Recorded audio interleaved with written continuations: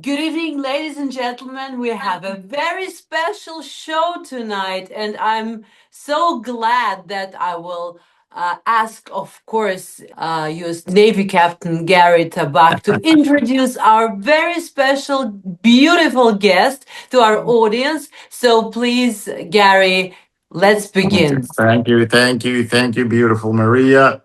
And today I'm double beautiful Marias. So now I can make a wish, right? And of course, we all wish for the same thing, most of us. And I am honored. I'm truly, truly honored to introduce Maria Maalouf, right? I hope I Yeah. pronounced your name, Maalouf, because I know her much, much longer than she knows me. I know her from 2017, and I've mentioned and I've talked about her on many of our shows and my shows. And I'm saying, why are the Arab women that speak out and for justice, for America, for Israel, for freedom of other women, and men are very often very quiet. And I talked about her because she's in 2017. She was very straightforward and she called for the death for Solim Nasrallah. Nasrallah. Nasrallah for Nasrallah, and she actually said that he needs to be killed. And it was of course, it was an uproar and a nightmare, and her life was threatened. And of course, she was, a lot of attacks against her, but she stood like a real trooper. And then just recently, we had an interview because our mutual friend introduced us, but I knew about her for many, many years. So, Yeah. Maria, thank you very much for joining us.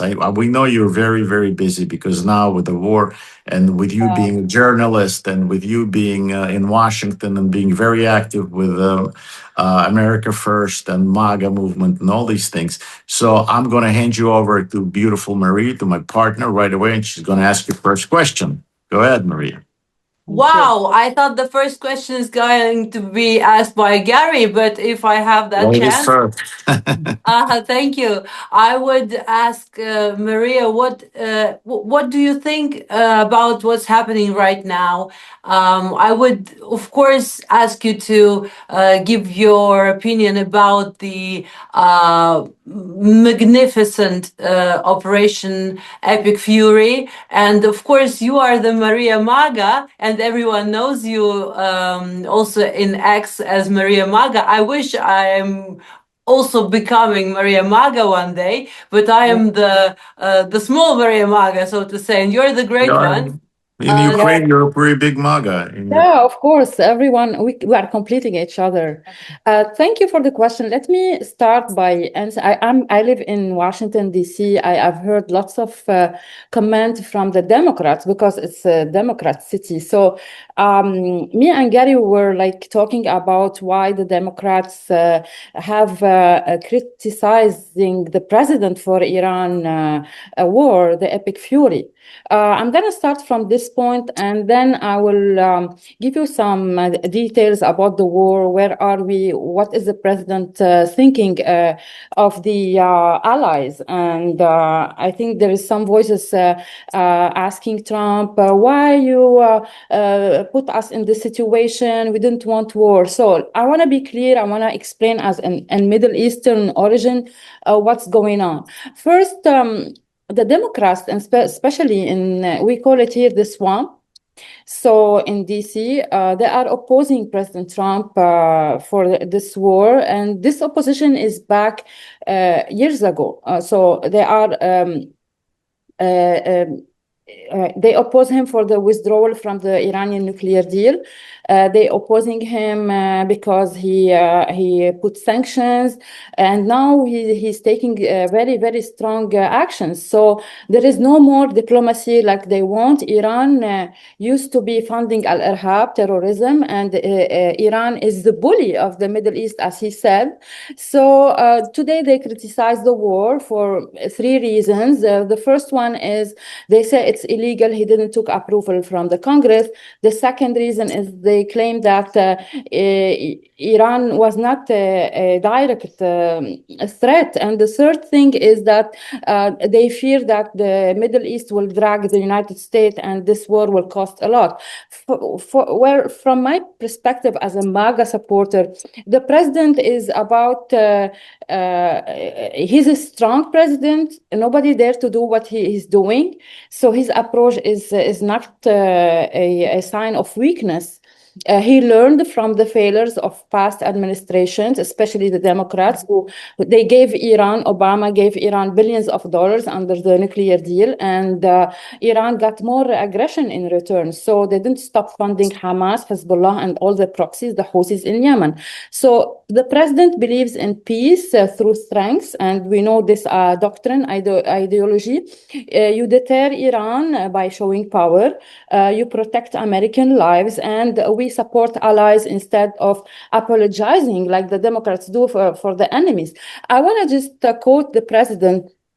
What he said lately, he was clear about this, and he said the United States is fully capable of reopening the Strait of Hormuz. And you know, the Strait of Hormuz now is threatening the region, the oil market. So, and he don't need the NATO for this or any other allies. So he will restore the Strait of Hormuz, and also he wanted to let his allies be sure that America will never leave them. He said any attacks on countries like the United Arab Emirates will not weaken them. They will come back stronger, more secure, and more united.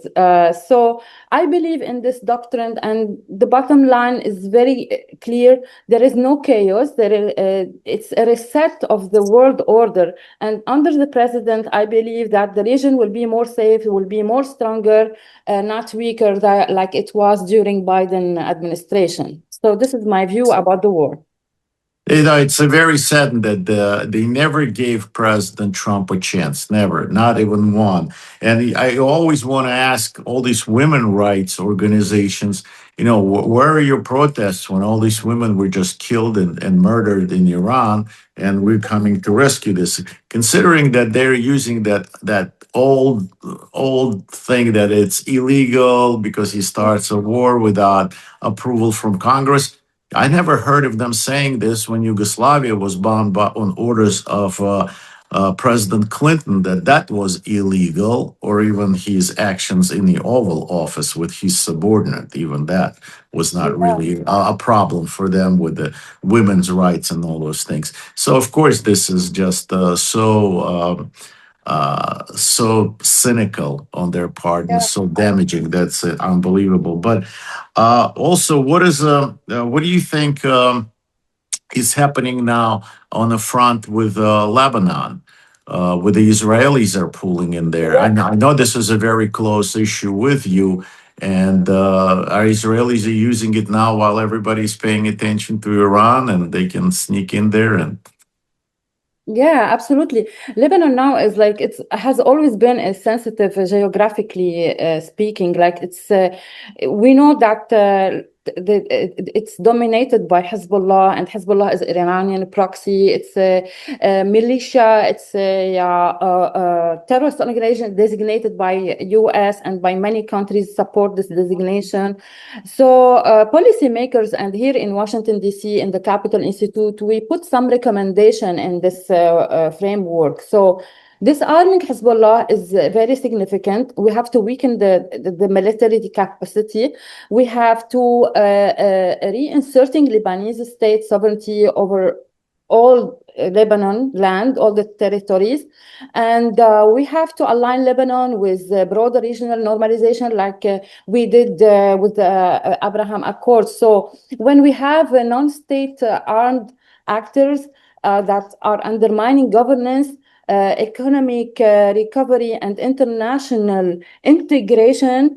يعني this is what we want, and the World Bank has some advice in this regard. So in Lebanon, the case is when you have a state inside the state and it's influencing everything. So this is the primary barrier to reform. So now we have to thank the President Trump, for doing this war and going into weakening the regime, the Ayatollah regime, because if the Iranian influence, regional influence decline, Hezbollah capacity will go to zero, will diminish. So now we have the opportunity as Lebanese to create to have institutional rebuilding, to have economic stabilization, and I'm sure that Lebanon cannot have real sovereignty as long as Hezbollah operates and is dragging it's dragging Lebanon into a war.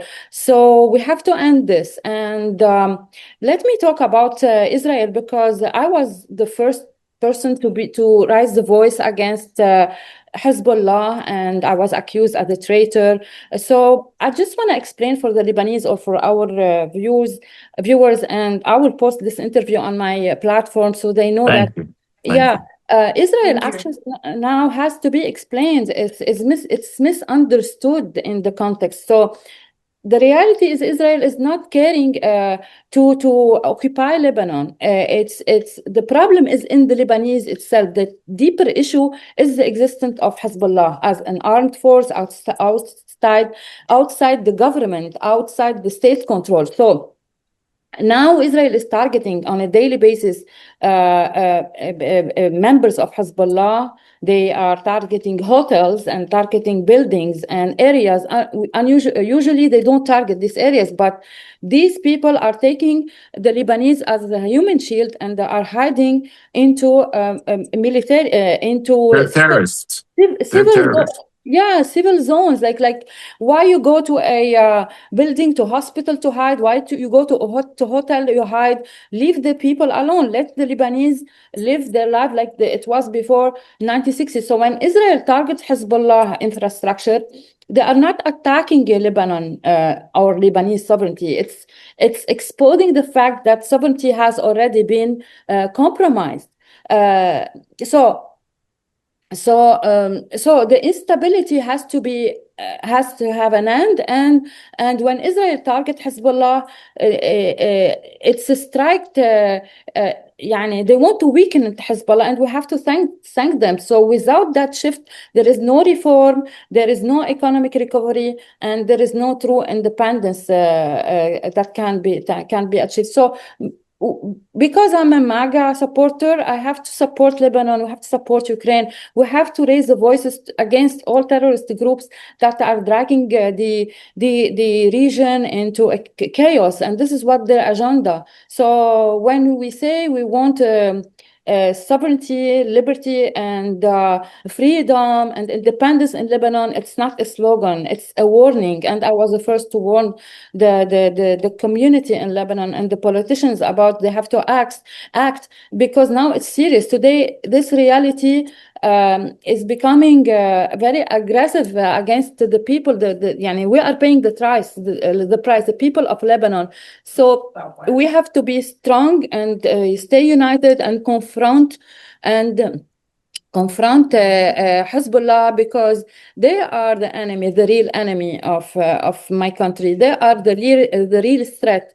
Iran did to Lebanon and execute war crime that are much in a high level than what did Israel. Israel now is not the enemy. So, and I want to say that without the president of the United States, President Donald Trump, the 45 and 47 president, we wouldn't have this clear view, we don't have this clear path. So because he is strong, and we have to take the opportunity that we have a strong president, not a sleepy Joe in the Oval Office. So we have to move into a direct confrontation with Iran. We have to support his views, his vision toward his foreign policy. And I'm sure that he don't want to have an endless war. He made a very strategic, decisive action after years of unchecked escalation. So Trump's strategy is consistent and enforce red lines and make it clear that attacks on U.S., on allies of the U.S., will not be unanswered. And we're so lucky to have this president, and I think he's a winner, and we are on the side of winners, as you said, Gary, once in my show. Well, you know, May yes, I ask but one question, Gary? yeah, well, let me just follow up on Okay, what sorry. Maria said, and then of course, then also I want to say that Maria is very distinguished, and she has lots of achievements that we don't have time to say it on our show, but people can Google it, and you'll see it, all of it. So you'll see that she's not just a journalist; she's a great. She's huge. So in Whoa. any event, but in what you're trying to say is that because we Americans, along with our partners, Israeli partners, are now getting rid of this horrible regime that's been there for 40 some years in Iran, in a sense, it also helps Lebanon. It also helps to get rid of the Hezbollah there because they're not going to get paid and when you don't get paid, it's much harder to operate a terrorist organization.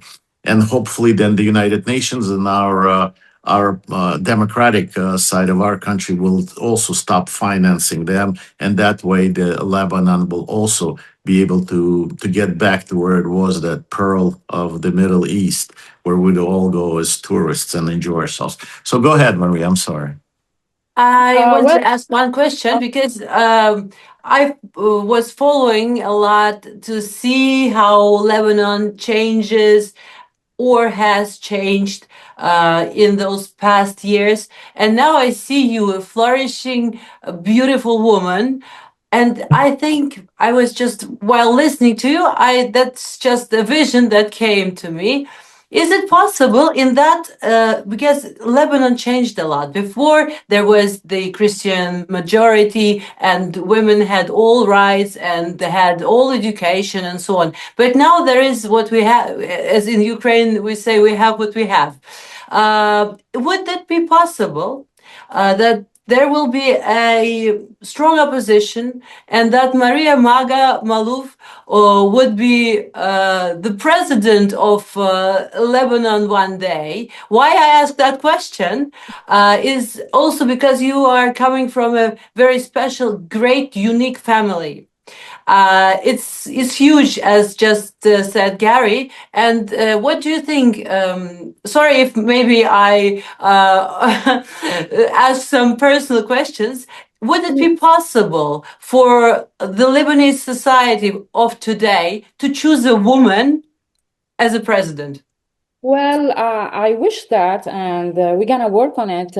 My current position is here in the United States as a nonprofit organization founder.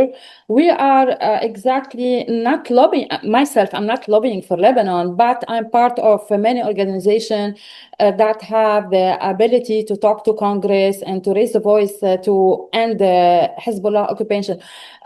Women in Lebanon had the right to vote in 1958, so we are a very advanced country.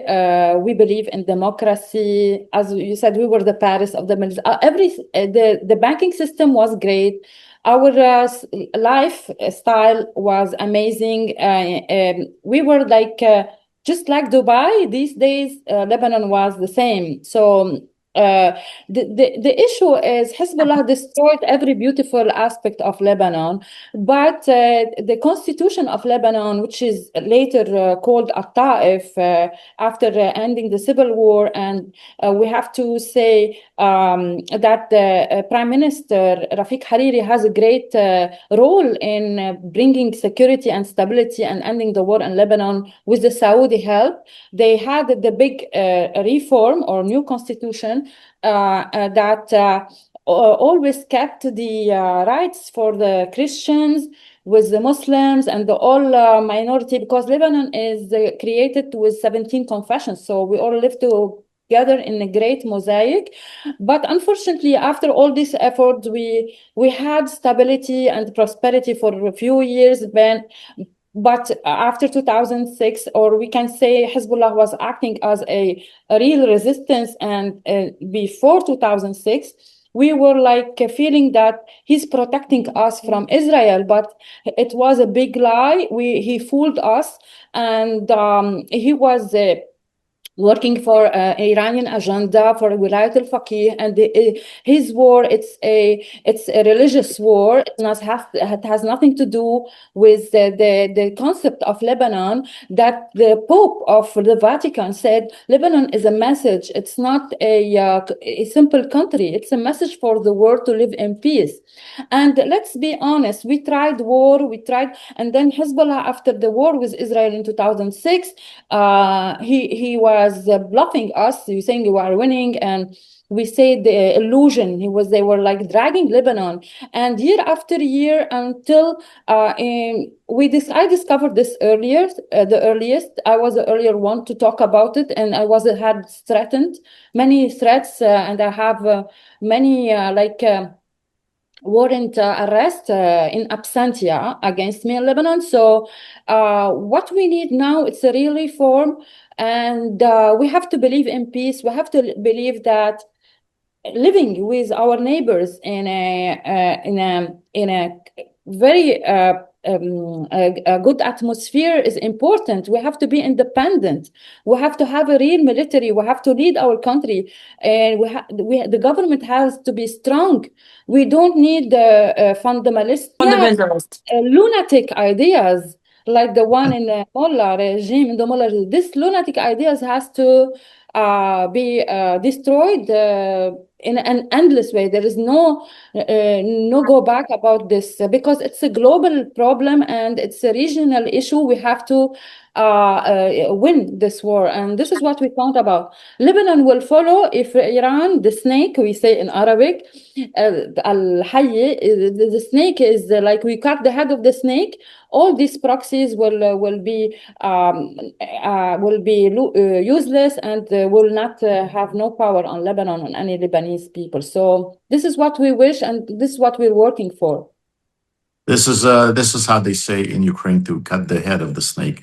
But Maria, I was trying to very quickly. You and I talked about it in your program about the problem in Ukraine, that we're facing the same one as you do in Lebanon. You're trying to send a message in Lebanon that Israel is not the enemy; it's the Hamas and the Iran, and all those, as you say, lunatics are the enemy, even though that they may share the same race or the same religious belief.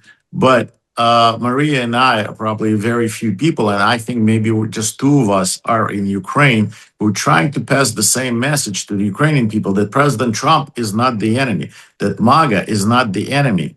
It is actually the liberal side, it is the left side, that is the enemy, the global Soros's ideology, that is the enemy.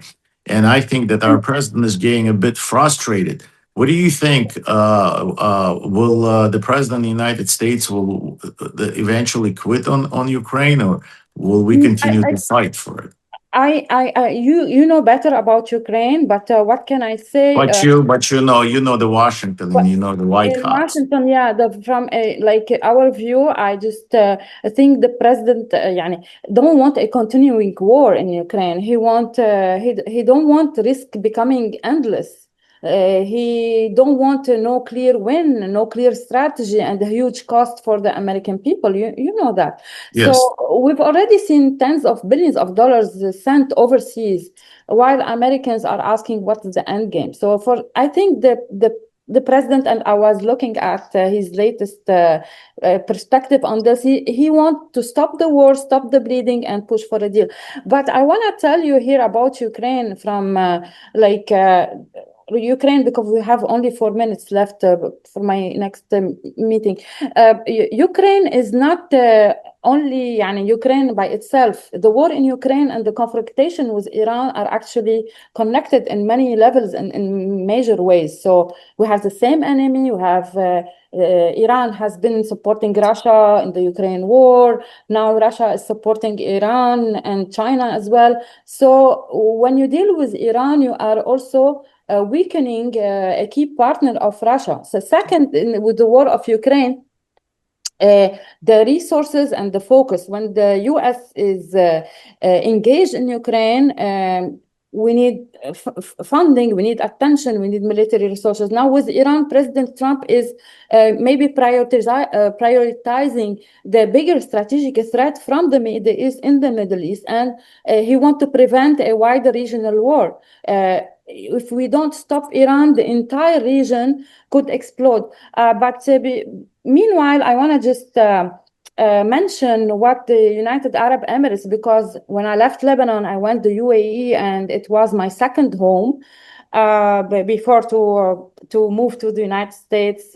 I never been out of the United States since I was a journalist 2002 when I started my career, and my family is American. I'm as well, but I want to mention because our allies now they are in fear. They are not in fear. They are like in stress. They have a stressing moment. For the Ukraine, I just googled about what the United Arab Emirates played what the role they played as a strategic and balanced role. With Russia, they did a mediation. Humanitarian offers, the UAE emerged as a key diplomatic mediator.